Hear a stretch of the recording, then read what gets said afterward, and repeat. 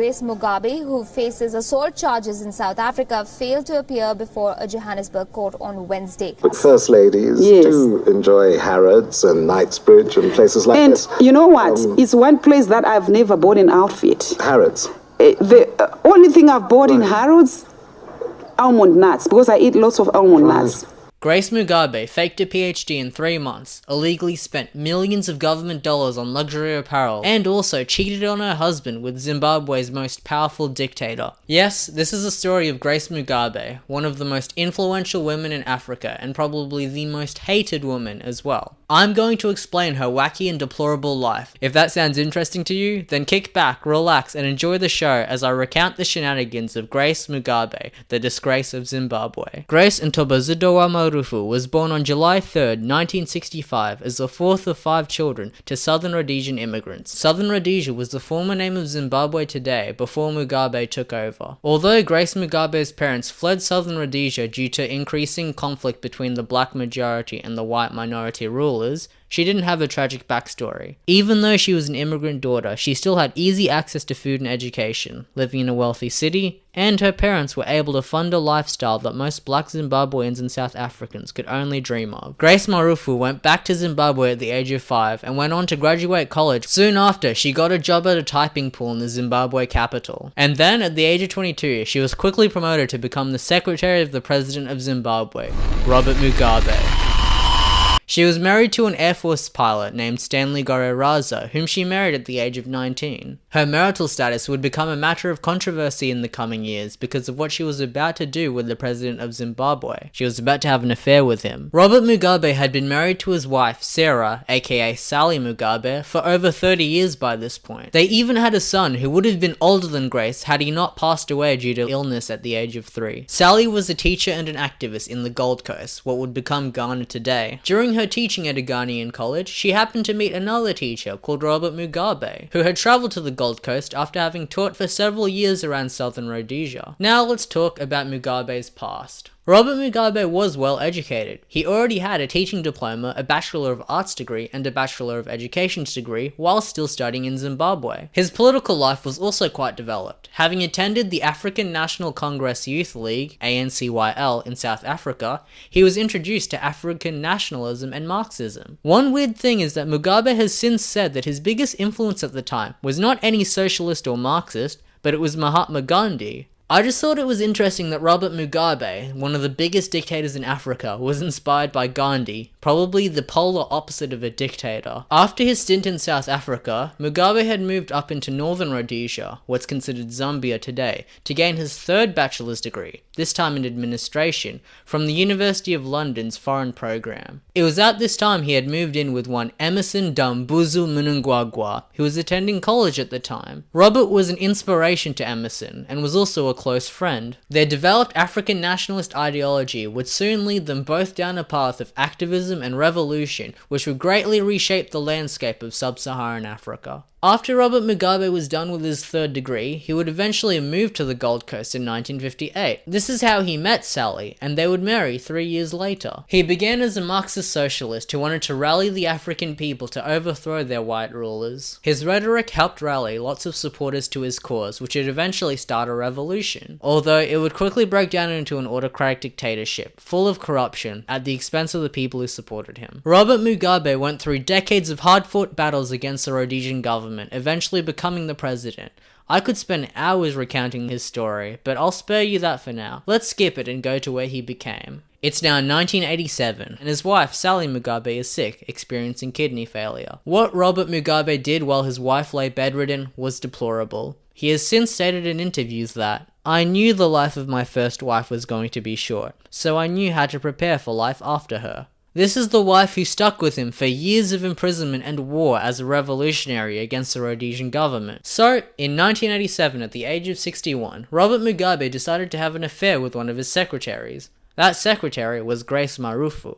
According to Robert, Sally Mugabe knew that he was having an affair with Grace, and he justified the adultery, claiming that his mother wanted him to have children, something that his first wife Sally wasn't able to accomplish during their marriage. He continued the affair with Grace, having 2 kids by 1990. I'd like to remind you that both of them were still married to their own spouses at this point. The first child was a daughter called Bona Mugabe, and the second was a son called Robert Mugabe Jr. It was after her second child that she was finally caught by her husband Stanley. Mind you, this affair had been going on for over 3 years by the time he noticed. After finding out about the affair, Stanley became an alcoholic, because there really wasn't much he could do since the person who his wife was cheating on him with was the most powerful man in the country. Sally then passed away in 1992, succumbing to her kidney failure, not helped by the knowledge that her husband was cheating on her every other day with the secretary. Robert continued his relationship with Grace for 3 years after this, until it was finally leaked to the public. 71-year-old Robert Mugabe and 32-year-old Grace would finally marry in August of 1996, just a few months after she was finally divorced by her husband Stanley. This means that Grace had been cheating with Robert Mugabe for almost 10 years behind Stanley's back.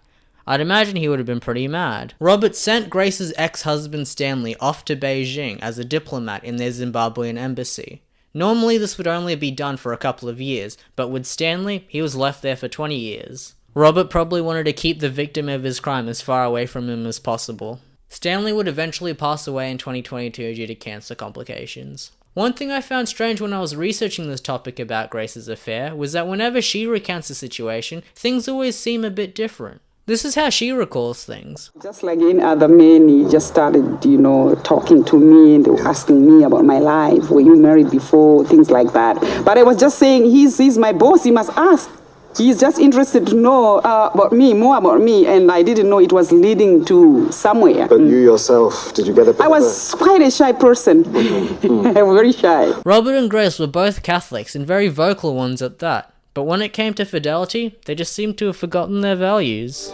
You were both Christians. Yes. And he was still married to the late Sally Mugabe. Yes. Was it not, did you not feel a bit guilty? I felt a bit, uncomfortable, because I was actually saying, no, I wouldn't want to really get into this kind of relationship. You're married. So he called my sister and his sister. We talked about it and convinced me. So things started. In these interviews, she always conveniently forgets that she was also married during this affair, trying to make it seem like Robert was the only one cheating. The truth is, Stanley divorced Grace in 1996 and then she married Robert just a few months later. The affair was going on for almost 10 years at that point, but Grace Mugabe claims that she was just a single mother at the time who was wooed by Robert Mugabe's charm, when in reality she was just a gold digger. This is information the journalists were put in prison for revealing, by the way. To add insult to injury, the only son Stanley had with Grace went on to work for Grace in her government-funded dairy farm. The sons she had with Robert Mugabe Jr. and Chatunga Mugabe are just as egotistical as their mother. Here's a Snapchat of Chatunga pouring champagne on his $60,000 Rolex. 60,000 on your wrist when your daddy run the whole country. Yeah, no? Robert Jr. was recently arrested in February 2023 for damaging some cars while he was out partying. How much time would you say do you spend on PlayStations and games? How much on study? 50-50? 60-40? You must balance this, right? 85-50. Which one is the 85? The game. They weren't the smartest children. Robert Mugabe even roasted his son Chatunga, calling him the Undertaker because of how bad his high school grades were. But can you really blame them? Their parents were terrible role models, their father being a dictator, and their mother being, well, I'll show you what she's like. Grace has had many incidents of assault inside and outside of her country, to the point where her citizens have given her the nickname Disgrace. Because she really puts the grace in disgrace. Here are just 2 public cases of her assault. In 2017, Grace's 2 sons went missing after having a party in South Africa. Their mother flew down to find them. She was also there for an appointment treating an ankle injury she got while irresponsibly driving one of her luxury cars. During this trip, she found one Gabriella Englis, a South African model, and proceeded to beat her over the head with an electric plug. Zimbabwe's First Lady Grace Mugabe, who faces assault charges in South Africa, failed to appear before a Johannesburg court on Wednesday. Mugabe was slated to appear before a South African court in connection with an alleged assault on a model in a hotel room.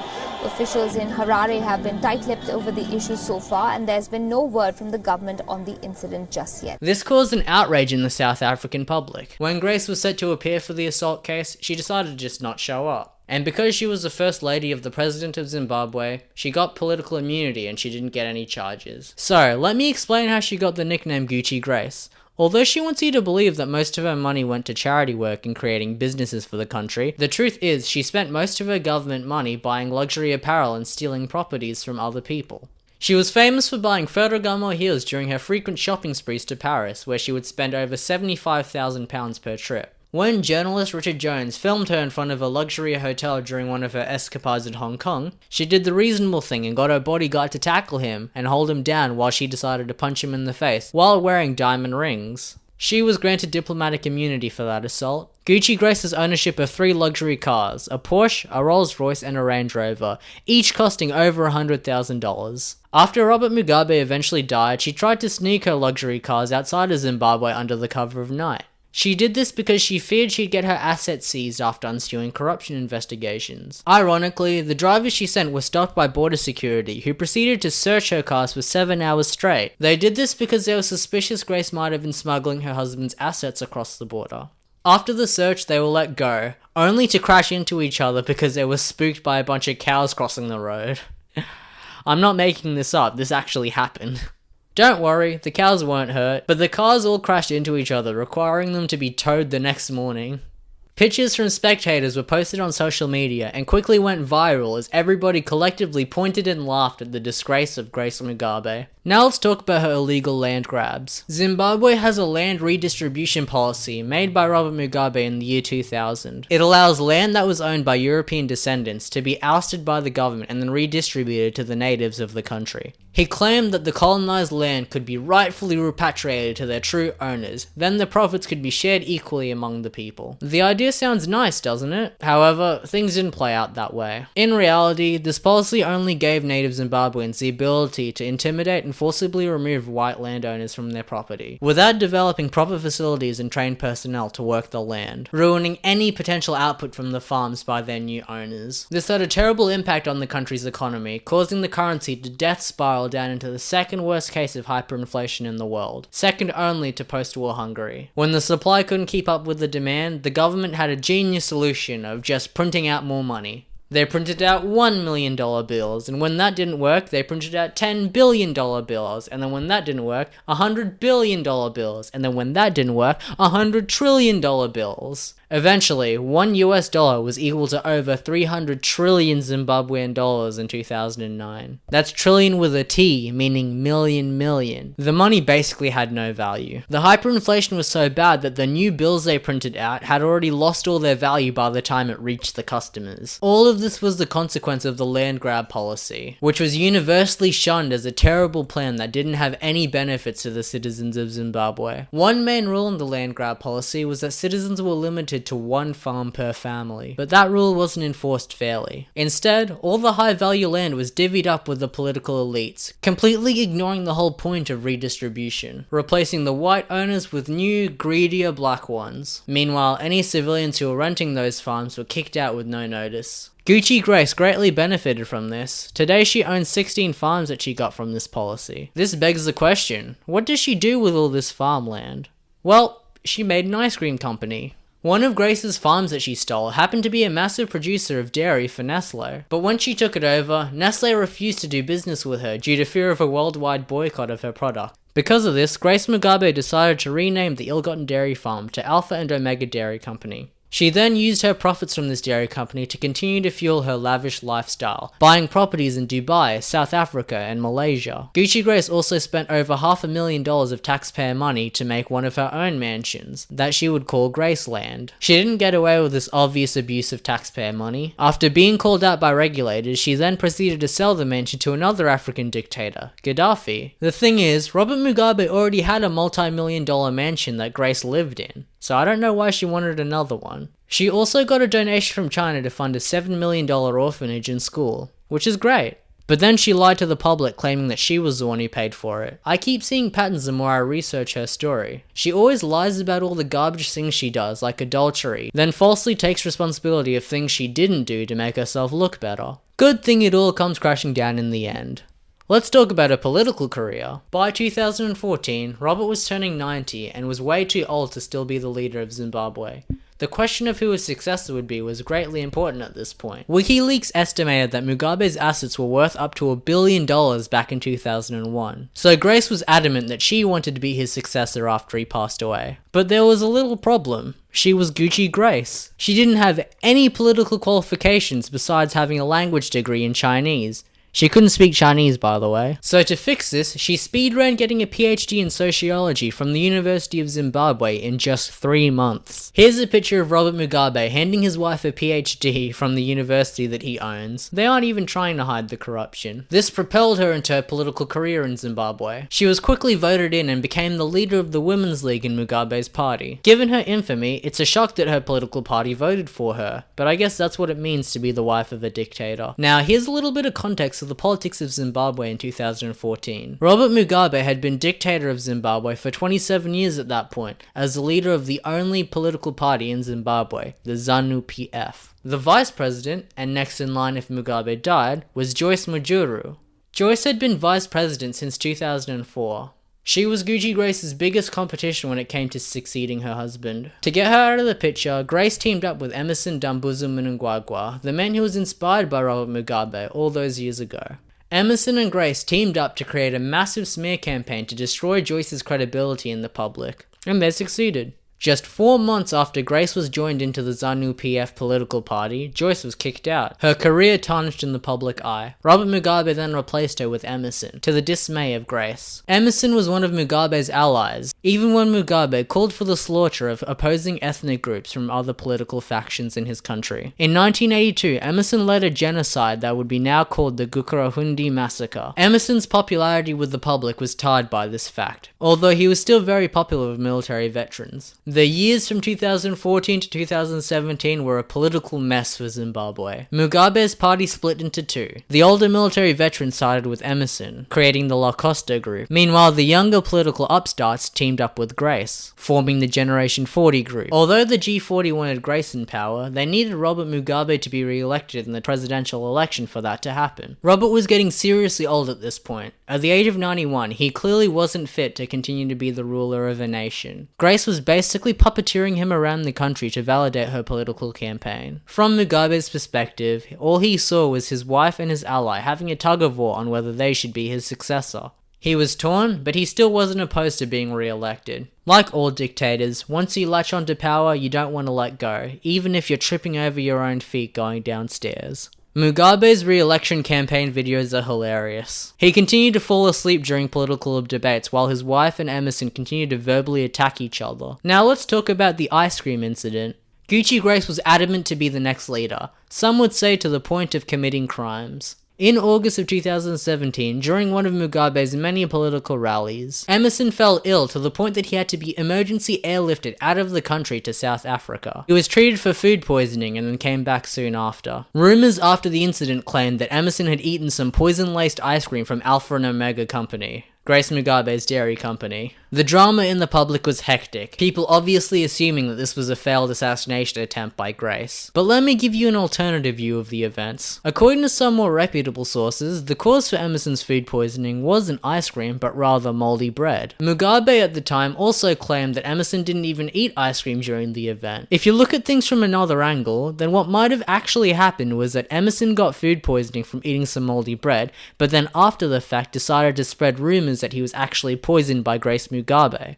Critics at the time accused Emerson of doing this to further split the political divide of the country. And they were right. The already virulent political landscape only continued to get worse as the months continued on, all to culminate in what happened that November. If you've made it this far, then please consider subscribing. These videos take a ton of time to research and edit. It would be greatly appreciated.